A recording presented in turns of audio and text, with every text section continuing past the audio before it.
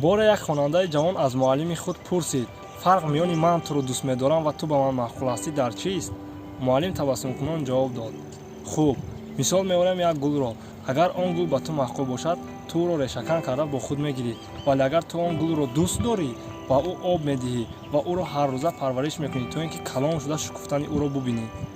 миёни дӯст доштан ва маъқул будан як хати борике ҳаст ва мо барои ҳамин дар робитаҳоямон хатои бисёр мекунем. вақте мо чизеро мехоҳем, онро ба даст меорем, ҳатто ояндаи ӯро фикр намекунем. барои онро ба даст овардан, барои ҳамон лаззатро чашидан, ҳатто кӣ будани худро фаромӯш мекунем. медонем ки ҳамон лаззат моро қаноат карда наметавонад ва ҳатто ин охирон коре нест ки мо барои он мекунем. вақте ки мо гулро решакан мекунем, на танҳо он гул мемирад, ҳатто мо ӯро вақти зиёд бо худ дошта наметавонем. вақте ки ӯро об медиҳем ва ба ӯ аҳамияти зиёд медиҳем, мо ӯро вақти зиёд бо худ гирифта метавонем ва дар канори худ нигоҳ дошта метавонем. ба мисоли одам биёрем, агар шахсе ба шумо маъқул бошад, шумо ӯро танҳо барои худ истифода мебаред, яъне танҳо фоидаи худро фикр мекунед, мехоҳед аз ӯ лаззате бигиред ва кӣ будан чӣ будани ӯ ба шумо лозим нест ва ҳатто ба шумо фарқ надорад ки ғайр аз шумо ӯ боз бо чанд каси дигар робита дорад. вале вақте шахсеро дӯст медоред, намехоҳед ба ӯ зараре расонед, ҳатто намехоҳед дигарон низ ба ӯ зарар расонанд ва сархам шудани ӯро дар назди дигарон намехоҳед. номуси ӯро номуси худ ҳисоб мекунед, чунки ӯ ояндаи шумо аст ва ҳеҷ кас намехоҳад ки ояндаи худро вайрон кунад. ба монанди гуле ки ӯро решакан кардед, муддати зиёд бо худ дошта наметавонед, ҳамин тавр агар духтареро номусашро доғдор кардед ё назди дигарон беобрӯ кардед, ҳатто дигар худатон бо ӯ будан намехоҳед.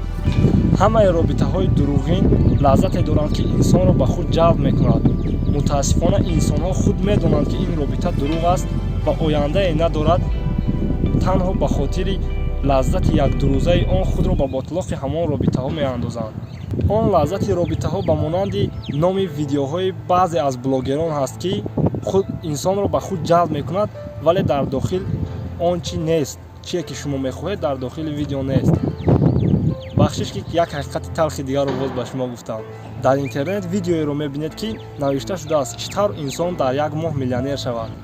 шумо худ медонед ӯ дурӯғ аст, инсон дар як моҳ миллионер шуда наметавонад, вале номи ҳамон видео шуморо маҷбур мекунад, яъне шуморо ба худ ҷалб мекунад, ки ӯро тамошо кунед ва даромада тамошо мекунед. вале агар видеое бошад, ки дар он навишта шуда бошад, ки чӣ тавр инсон дар 5 сол миллионер мешавад, шумо намехоҳед онро тамошо кунед, чунки ҳамон навиштаҷоти 5 сол шуморо метарсонад. вале донед, ки ҳамаи чиз вақт мехоҳад, ҳатто робитаҳо низ.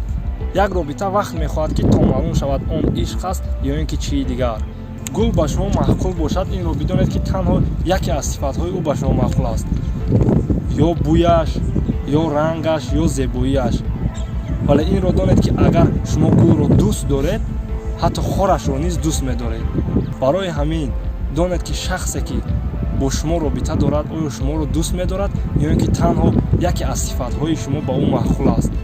ҳеҷ вақт барои робитаҳои дурӯза шуда, барои лаззати робитаҳои дурӯза шуда ояндаи худро аз даст надиҳед. мо низ мехоҳем, ки фикру ақидаҳои худро дар комментарияи ҳамин видео бинависед, то ин ки бифаҳмем, ки шумо дар бораи ин мавзӯъ чӣ фикру ақидае доред.